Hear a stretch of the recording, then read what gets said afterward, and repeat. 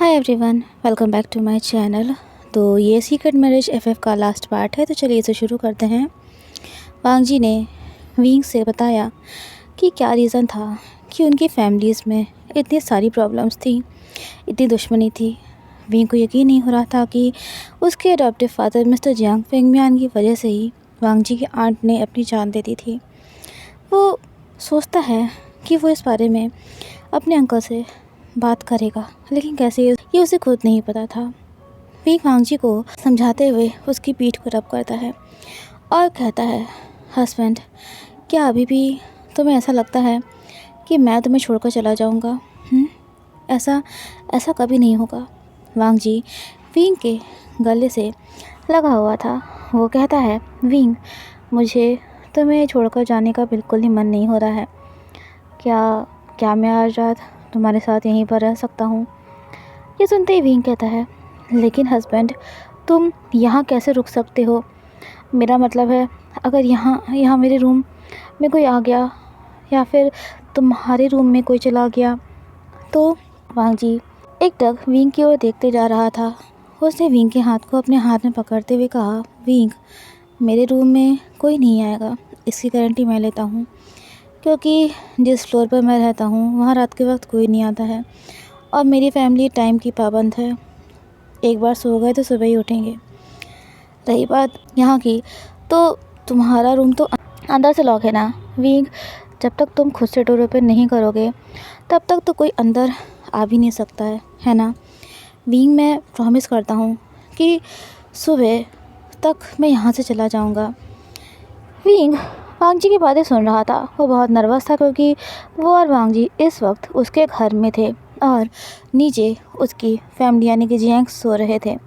Wing कहता है, लेकिन हस्बैंड तुम। पर जब उसकी नज़र वांग जी के उदास चेहरे पर जाती है तो उसका मन नहीं होता है कि वो वांग जी को और उदास करे। विंग का बेड सिंगल पर्सन के लिए था। वो कहता है, हस्बैंड, लेकिन तुम यहाँ रुकने के लिए तो बोल रहे हो, लेकिन इस बेड पर सोओगे कैसे? एक काम करते हैं, तुम इस बेड पर सो जाओ, मैं ज़मीन पर लेट जाऊँगा। वांग जी ने अचानक से विंग का हाथ पकड़ के अपनी तरफ खींचा और कहा, क्या क्या कहा विंग तुमने? मैं यहाँ बेड पर लेट जाऊँ और तुम ज़मीन पर लेटोगे? क्या मजाक समझ के रखा हुआ है? हाँ। वांग जी की आज सिलेक्टिव हो गई थी, लेकिन उनमें गुस्सा भी था क्योंकि विंग ने उससे अलग लेटने की बात जो कर दी थी। विंग रूम में इधर उधर देखने लगा। वो कहता है, हस्बैंड, मेरी बात को समझो, मेरा बेड सिंगल पर्सन के लिए ही है। एक को तो बेड पर लेटना होगा और दूसरे को ज़मीन पर। दोनों एक साथ नहीं लेट सकते हैं ना, तो मैं तुम्हें ज़मीन पर कैसे सोने दे सकता हूँ? ऐसा नहीं कर होने दे सकता ना। वांग जी ने विंग को तब उसकी कमर से पकड़ लिया और उसे अपनी तरफ खींचते हुए कहा, Wing, we are married, okay? मत भूलो कि हमने शादी करी है। वो बात अलग है कि हमने अभी बातें किसी को बताई नहीं है, लेकिन इसका मतलब ये तो नहीं ना कि सच छुप जाएगा और तुम मुझसे कह रहे हो कि हम अलग अलग सोएंगे।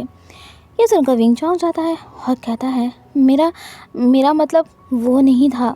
मैं बस ये कह रहा हूँ कि ये सिंगल पर्सन के लिए बेड है, हम कैसे एक साथ यहाँ लेट सकते हैं? तभी वांग जी ने विंग के लिप्स पर किस कर लिया और कहा, विंग, हम एक ही साथ सोएंगे, चाहे फिर बेड हो या फिर ज़मीन या फिर कहीं भी। मैं तुमसे एक पल के लिए भी अलग नहीं रह सकता हूँ। ये बात विंग तुम अच्छे से जानते हो। विंग का फेस रेड हो गया था वांग जी की बातें सुनकर। वो कुछ भी ना बोल सका। वांग जी और विंग बेड पर लेट जाते हैं। अब बेड तो था छोटा सा, कभी विंग को वांग जी को संभालना पड़ रहा था तो कभी वांग जी को विंग को। बहुत ही अनकंफर्टेबल सिचुएशन हो गई थी। वांग जी से ज़्यादा तो विंग स्ट्रगल कर रहा था क्योंकि उसे लग रहा था कि कहीं वांग जी को ऐसे लेटने में तकलीफ ना हो रही हो। विंग के फेस को तभी वांग जी अपनी तरफ करता है और कहता है, विंग, क्या हुआ? तुम इतना परेशान क्यों लग रहे हो? हाँ। विंग कहता है, नहीं, ऐसा कुछ नहीं है। वांग जी ने कहा, विंग, तुम जानते हो ना कि तुम मुझसे सच नहीं छुपा सकते हो। ये सुनकर विंग कहता है, हस्बैंड, क्या तुम्हें इतने छोटे बेड पर लेटने में प्रॉब्लम नहीं हो रही है? वांग जी के फेस पर हल्की सी स्माइल आ जाती है। उसने विंग के फोरहेड पर किस किया और कहा, विंग, अगर तुम्हारी जगह मैं होता ना तो क्या तब तुम भी मुझसे यही सवाल पूछते?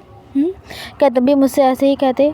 विंग कहता है, हस्बैंड ये तुम कैसी बात कर रहे हो? मैं अभी की बात कर रही हूँ। तुम वांग जी कहता है, विंग सच कहूँ ना, मुझे इस वक्त बहुत बहुत अच्छा फील हो रहा है, क्योंकि मैं और तुम एक दूसरे के इतना करीब जो हैं, हमारे बीच में कोई दूरी नहीं है, कोई डिस्टर्ब करने वाला नहीं है। और विंग, तो पता है मेरे दिल में क्या चल रहा है? Wing, I want to make love with you, लेकिन मैं ऐसा नहीं करूँगा, क्योंकि मैं इंतज़ार कर सकता हूँ। मैं नहीं चाहता ना कि तुम परेशान हो या अनकम्फर्टेबल हो। उसने विंग के हाथ को अपने सीने पर रखा और कहा, विंग, मेरे दिल की धड़कनों को महसूस करो। विंग की आइज़ वांग जी के ऊपर ही थी। तभी वांग जी ने उसे अपने सीने से लगा लिया और कहा, विंग, अब सो जाओ, ऑलरेडी बहुत लेट हो चुका है। विंग कहता है, हस्बैंड, लेकिन हम ऐसे कैसे सो पाएंगे? हाँ, देखो कितना प्रॉब्लम हो रहा है। वांग जी ने तभी विंग को अपने एम्ब्रेस में ले लिया और कहा, हम ऐसे सोएंगे। इसके आगे विंग कुछ ना बोल सका, क्योंकि वांग जी ने उसे बोलने जो नहीं दिया था। लेकिन जिस बात का डर था वही हुआ, जो होना था वही हुआ। वांग जी और विंग को एट लास्ट ज़मीन पर ही सोना पड़ा, क्योंकि दोनों ही नहीं सो पा रहे थे। सुबह का 5 बज गया था, लेकिन वांग जी की नींद नहीं खुली थी। शायद वो आज इतना सुकून में पहली बार सोया था। विंग, जो कि पूरी रात घबराहट की वजह से सही से सो नहीं पाया था, अचानक से उसकी आइज़ ओपन हो जाती हैं, जब उसे महसूस हुआ कि रूम की डोर पर किसी ने नॉक किया है। विंग हड़बड़ा कर उठ जाता है। उसने पहले वांग जी की ओर देखा, फिर वॉच की तरफ देखा। विंग की तो जान से निकल गई थी। उसने धीरे से वांग जी को उठाने की कोशिश की और कहा, हस्बैंड, प्लीज़ उठ जाओ। तभी डोर पर चेंग की आवाज़ आती है। चेंग कहता है, विंग, तुम ठीक तो हो ना? क्या तुम्हारे रूम में कोई और भी है? मुझे किसी की आवाज़ आ रही थी। अब तो विंग पूरी तरह से फंस गया था। वांग जी की नींद नहीं खुली थी और बाहर रूम के चेंग खड़ा हुआ था। तभी चेंग कहता है, विंग, प्लीज़ डोर ओपन करो। विंग ने जल्दी से वांग जी का हाथ अपने ऊपर से हटाया और उसे ब्लैंकेट से कवर कर दिया। विंग चाहता था कि अगर उसने जल्द ही डोर ओपन नहीं किया तो चेंग पूरे घर को अपने सिर पर उठा लेगा। विंग बहुत डरा हुआ था। उसने रूम में अंधेरा ही कर रखा था, रोशनी नहीं करी थी। उसने डोर को ओपन किया और देखा उसके सामने चेंग खड़ा हुआ था। विंग नींद से उठने का नाटक करते हुए कहता है, चेंग, क्या हुआ? हाँ, तुम आज इतनी सुबह क्या कर रहे हो यहाँ पर? चेंग कहता है, विंग, मुझे तुम्हारे रूम में किसी की आवाज़ सुनाई दी थी। विंग बहुत नर्वस हो जाता है। वो कहता है, चेंग, सुबह सुबह तुम क्या मजाक कर रहे हो? मेरे रूम में मेरे अलावा और कौन होगा?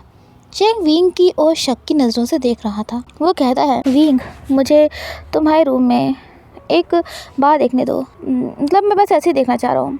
तुम इस तरह से खड़े हो जैसे कि तुम कुछ छुपा रहे हो। विंग कहता है, चेंग, अभी ना मेरे रूम की कंडीशन ठीक नहीं है, सब कुछ मतलब बेड ना सही नहीं है, और प्लीज़ तुम ऐसा क्यों सोच रहे हो कि मेरे रूम में कोई है?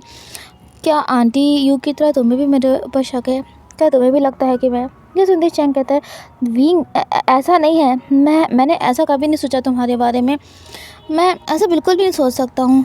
पता नहीं, कल जो कुछ भी हुआ था उसकी वजह से मुझे बिल्कुल भी अच्छा नहीं लग रहा है। मॉम को तुम्हारे साथ ऐसे बिहेव नहीं करना चाहिए था। हाँ, गलती मेरी भी थी, मुझे भी तुम्हारी बात सुननी चाहिए थी।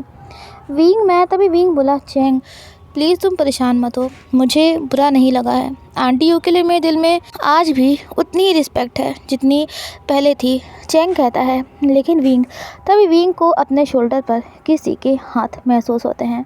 ऐसा लगा जैसे कि उसकी जान ही निकल गई थी। वो समझ गया था कि वांग जी नींद से जाग चुका है, उसके पीछे खड़ा हुआ था। विंग के मुंह से ठीक ढंग से वर्ड्स नहीं निकल पा रहे थे, वो इतना ज़्यादा घबराया हुआ था। तभी उसने खुद को संभाला और कहा, चेंग, अभी ना मुझे नींद आ रही है, बहुत तेज़ नींद आ रही है। प्लीज़ क्या हम कुछ टाइम बाद बात कर सकते हैं? ये सुनकर चेंग कहता है, विंग, पहले तो मुझे ये बताओ कि तुम उदास नहीं हो, तुम बिल्कुल ठीक हो, तभी मैं यहाँ से जाऊँगा। विंग के लिए हर एक बीतता सेकंड बहुत ही भारी साबित हो रहा था। वो कहता है, हाँ चेंग, मैं बिल्कुल भी उदास नहीं हूँ, मैं बिल्कुल ठीक हूँ। मुझे ना सच में बहुत नींद आ रही है। चेंग कहता है, ओके ठीक है, मैं जा रहा हूँ। ये अगर जैसे ही चेंग वहाँ से जाने लगा, विंग ने तुरंत बिना एक पल गवाए अपने रूम का डोर क्लोज कर दिया। वो सांस लेना तक भूल गया था, उसकी यह हालत थी। तभी वांग जी पीछे से बोला, विंग, कौन था? विंग तुरंत पीछे मुड़ा। उसने देखा वांग जी के हेयर्स पूरे मेसी हो रखे थे, लेकिन वो तब अभी भी बहुत हैंडसम लग रहा था। विंग ने अपनी सांसों को संभाला और कहा, हस्बैंड तुम सो रहे थे ना, तो अचानक से कैसे उठ गए? और ज़रा टाइम देखो, सुबह का 5:30 हो रहा है। कुछ ही वक्त में सुबह होने वाली है। अब तुम कैसे? तभी वांग जी ने विंग के लिप्स पर किस कर लिया और कहा, गुड मॉर्निंग माय लव। अब तो बता दो डोर पर कौन था? मैं सही से आवाज़ नहीं सुन पाया था, इसीलिए पूछ रहा हूँ। विंग कहता है, चैंग आया था। वो रूम में आने के लिए ज़िद कर रहा था। मैंने किसी तरह से उसे संभाला है और समझा के भेज दिया यहाँ से। ये सुनकर वांग जी के फेस पर हल्की सी स्माइल आ जाती है। वो कहता है, तो क्या हुआ विंग, उसे आने देते ना। मेरे ब्रदर इन लॉ को भी तो देखने देते ना कि अब उसका भाई जो है वो अब सिंगल नहीं रह गया है और उसने मुझसे शादी कर रखी है। ये सुनते ही विंग कहता है, हस्बैंड तुम ना मेरी जान लेके ही मानोगे किसी दिन। वांग जी ने विंग के फोrehead पर किस किया और कहा, विंग ठीक है मैं जा रहा हूँ। ओके अच्छा ठीक है, मेरी बात भूलना मत, तुम्हारा मैं वेट करूँगा। अगर एक पल के लिए भी लेट हो रहा है तो मुझसे बुरा कोई होगा नहीं। फिर देखना पूरा दिन तुम मनाते रहोगे, मानूंगा भी नहीं। हम साथ ही ऑफिस चलेंगे, ओके? तो विंग बोला, ठीक है, लेकिन प्लीज़ अभी तुम जाओ। वांग जी वहाँ से चला जाता है। विंग ने उसके जाने के बाद एक राहत भरी सांस ली थी, लेकिन वो वांग जी को बहुत ज़्यादा मिस कर रहा था। उसने भी वांग जी के साथ बीती रात को बहुत एंजॉय किया था। भले ही उनके बीच में कुछ हुआ नहीं था, लेकिन वो दोनों एक दूसरे के करीब तो थे ना, एक दूसरे के बेहद करीब।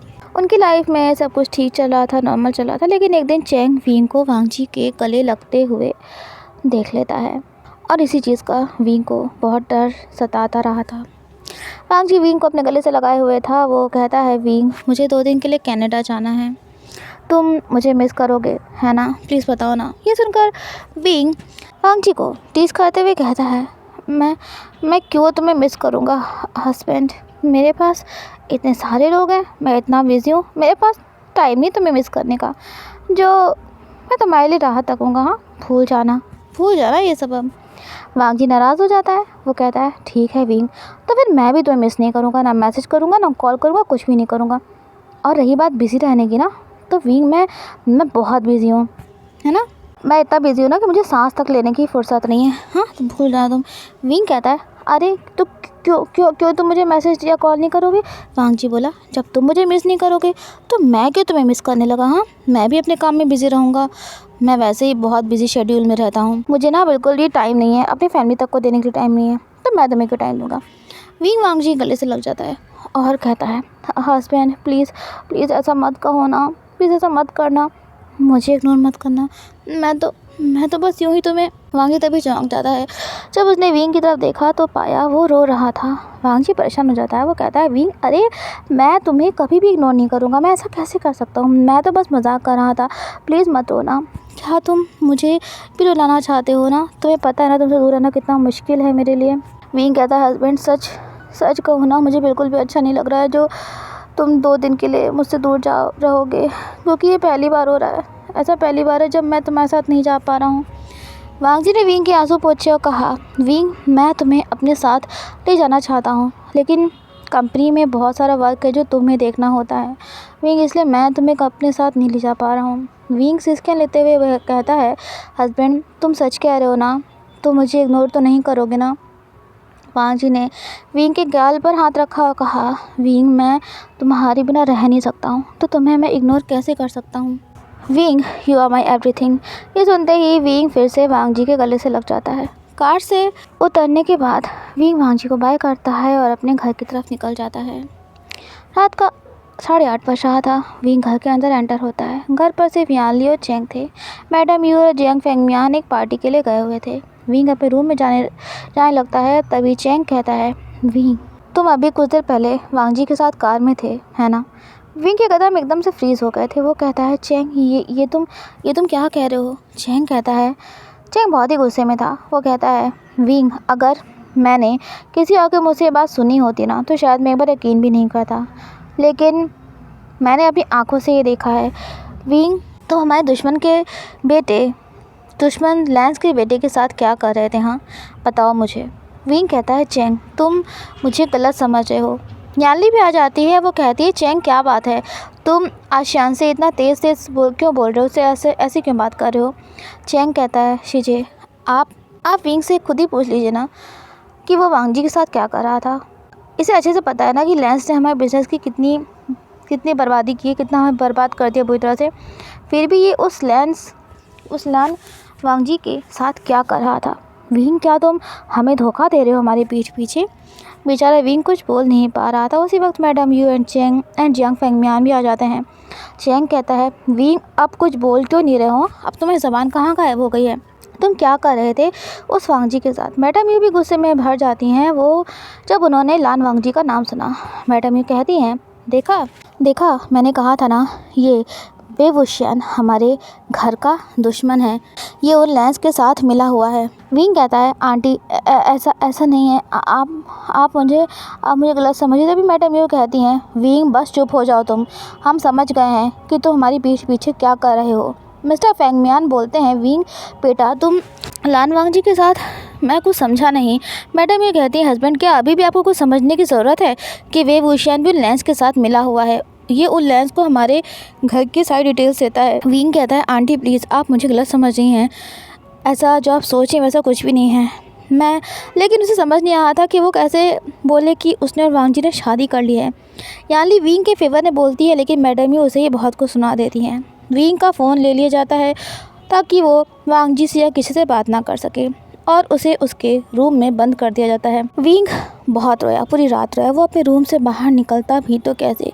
उसे हाइट से डर जो लग रहा था, वो जा भी नहीं सकता था वांग जी की तरह। उसे कुछ समझ नहीं आ रहा था कि वो करे तो क्या करे। इधर वांग जी भी बहुत परेशान था क्योंकि 2 दिन से विंग का फ़ोन स्विच ऑफ जा रहा था। किसी तरह से अपनी मीटिंग को कंप्लीट करके वांग जी वापस आता है तो उसे नेवासांग से पता चलता है कि विंग की फैमिली को उसके और विंग के बारे में पता चल चुका है। वांग जी अपने घर जाने की जगह विंग के घर जाता है तो वहाँ देखता है कि लेंस के घर पर तो ताला लगा हुआ था। अब वांग जी और ज़्यादा परेशान हो जाता है। तभी जियांग का एक नेबर वांग जी को बताता है कि जियांग फैमिली विंग की शादी फिक्स करने के लिए एक फैमिली से मिलने गए हैं। वांग जी शॉक्ड हो गया था ये सुनकर। वो तुरंत नेवासांग से पूछता है कि जियांग फैमिली कहाँ गई है। पहले तो नेवासांग बात को टाल रहा था, लेकिन जब उसने वांग जी का गुस्सा बढ़ते हुए देखा तो वो घबरा गया। उसने वांग जी को उस जगह का एड्रेस दे दिया जहाँ जियांग्स गए थे। इधर विंग बहुत ज़्यादा परेशान था। उसने Cheng, madam Yu, mister Jiang सब से बात करने की बहुत कोशिश करी, लेकिन उसकी बात सुनने को कोई तैयार ही नहीं था और यानली को किसी ने उससे करीब जाने तक नहीं दिया था। वांग जी बहुत परेशान हो जाता है। वो अपनी मॉम को कॉल करके पूरी बात बता देता है और ये भी बता देता है कि वो अपनी और विंग की शादी को और नहीं छुपा सकता है। मिसेस लैन अच्छे से जानती थी कि अब क्या होने वाला है। विंग को उस लड़के के सामने बैठाया जाता है जिससे उसकी शादी फिक्स हो रही थी। मैडम यू बोलती हैं, हाउशी तुमने विंग को पसंद तो किया है ना, पसंद तो है ना वो तुम्हें? हाउशी स्माइल करते हुए कहता है, आंटी यू, विंग किसको नहीं पसंद आएगा। वो विंग का हाथ अपने हाथ में पकड़ने ही वाला था कि तभी वहाँ वांग जी पहुँच जाता है और उसने हाउशी का हाथ कस कर मोड़ दिया। हाउशी दर्द से कड़ा उठता है। विंग को तो यकीन नहीं हो रहा था कि वहाँ वांग जी आया तो आया कैसे। वांग जी की हार्ट बीट, उसके बिखरे हुए बाल, उससे माथे से बहता हुआ पसीना उसके दिल का हाल बयान कर रहे थे। वांग जी की आँखें गुस्से से भरी हुई थी और विंग के आंसू बह रहे थे। वांग जी तभी बोला, विंग मेरे पास आओ। पूरी जियांग फैमिली शॉक्ड हो गई थी। मैडम यू कहती हैं, लान वांग जी ये क्या तमाशा है? हाँ, क्या बदतमीज़ी है तुम्हारी, तुम यहाँ क्या कर रहे हो? लेकिन वांग जी ने उनकी बात का जवाब नहीं दिया, बल्कि उसने विंग से कहा, विंग मैंने कहा ना मेरे पास आओ। विंग ने अपने कदम बढ़ाए, तभी चेंग ने उसका हाथ पकड़ लिया और कहा, विंग तुम कहीं नहीं जाओगे, एंड लान वांग जी तुम अभी के अभी यहाँ चले जाओ, नहीं तो मैं पुलिस को कॉल कर दूँगा।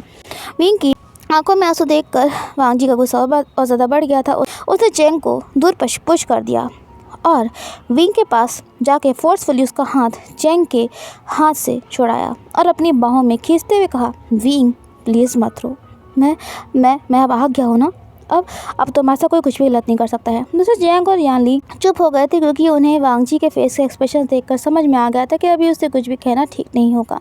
चेंग कहता है, लगता है लान वांग जी मुझे पुलिस को कॉल करना ही पड़ेगा।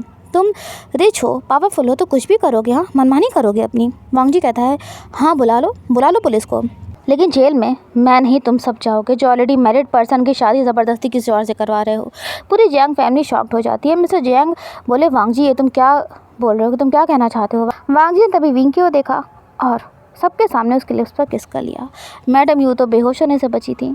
चेंग चिल्लाया, बोला लान वांग जी मैं तुम्हारी जान ले लूँगा। तभी विंग कहता है, चेंग मैं और वांग जी एक दूसरे से कोर्ट मैरिज कर चुके हैं, हम शादी कर चुके हैं। मैं यही बात आप सबसे कहना चाह रहा था, लेकिन आप में से किसी ने भी मेरी बात नहीं सुनी। मैडम ये कहती हैं, क्या क्या क्या क्या कहा तुमने वेवूशियन, तुमने और इस लान वांग जी ने शादी कर ली है?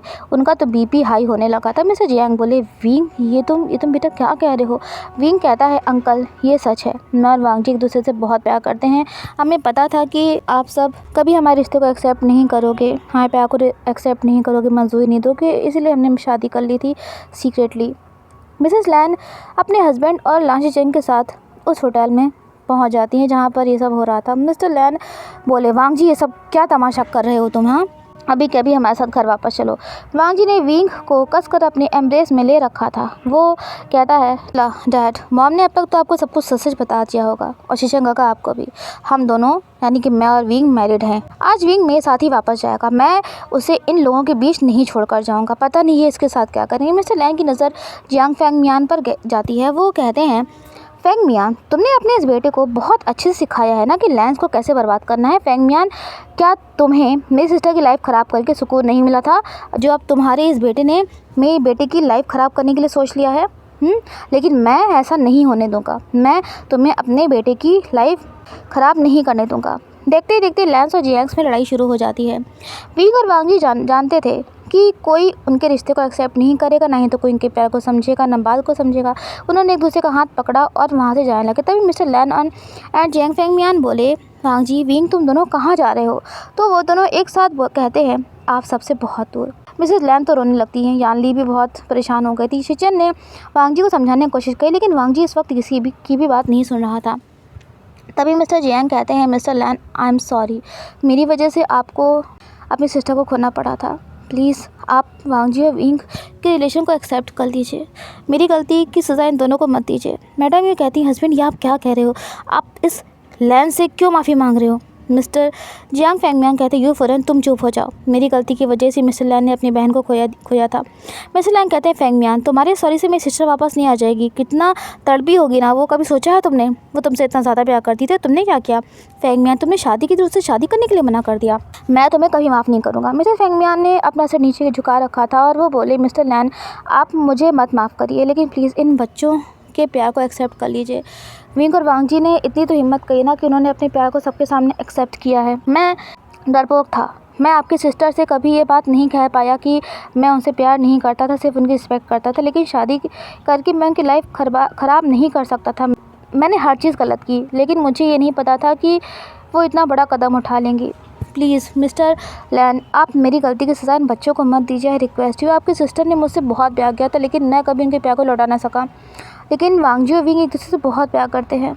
मेरे इस बेटे को कभी खुशी नहीं मिली। प्लीज़ मिस्टर लैन, आप इन दोनों को अलग मत करिए। प्लीज़ मिस्टर लैन, हमारी फैमिलीज़ में जो भी प्रॉब्लम्स हैं उसकी वजह से इन दोनों को सफ़र मत होने दीजिए। विंग कहता है, अंकल प्लीज़ आप कुछ मत कहिए। मैं और वांग जी आप में से किसी से भी नाराज़ नहीं है। मिसेस लैन अपने हस्बैंड को समझाती हैं। किसी तरह से मिस्टर लैन मान जाते हैं। वांग जी और विंग ऑलरेडी शादी कर चुके थे। तो एक छोटी सी पार्टी में इस बात को लीगली सबके सामने अनाउंस कर दिया जाता है। विंग वांग जी के साथ लान मेंशन में आ जाता है। मिस्टर लैन और लान कुरैन विंग से बहुत नाराज़ रहते थे।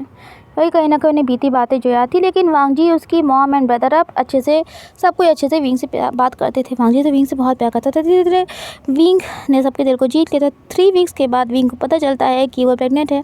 सब बहुत खुश थे। पहले से दोनों फैमिली के रिलेशन थोड़े बेटर हो गए थे। मिस्टर लैन ने मिस्टर जियांग को माफ़ नहीं किया था, लेकिन वो इसकी वजह से विंग से रूडली बात नहीं करते थे। After 9 months wing twin babies को बर्थ देता है। वांग जी विंग के लिप्स पर किस करते हुए कहता है, विंग देखना, हमारे बेबीज़ दोनों फैमिलीज़ को करीब लेकर के ही आएंगे। और यही हुआ। जियांग और लैंस के बीच की दुश्मनी को वांग जी और विंग के बेबीज़ ने धीरे धीरे ख़त्म कर दिया था। वांग जी विंग के फोर पर किस करता है और कहता है, विंग, अब हम हमेशा एक दूसरे के साथ रहेंगे और हमारे बेबीज़ हमारे प्यार की निशानी बनेंगे, जो हमारे प्यार को और बढ़ाएंगे। जिस उनका विंग के फेस पर हल्की सी स्माइल आ जाती है। उसने वांग जी की तरफ देखा और कहा, husband, I love you so much. तो वांग जी ने कहा, I love you too Wing. तो इस तरह से सालों से चली आ रही दुश्मनी का एंड होता है। एंड वांग जी और विंग का प्यार हमेशा के लिए उनका होकर रहता है और उन्हें एक कर देता है।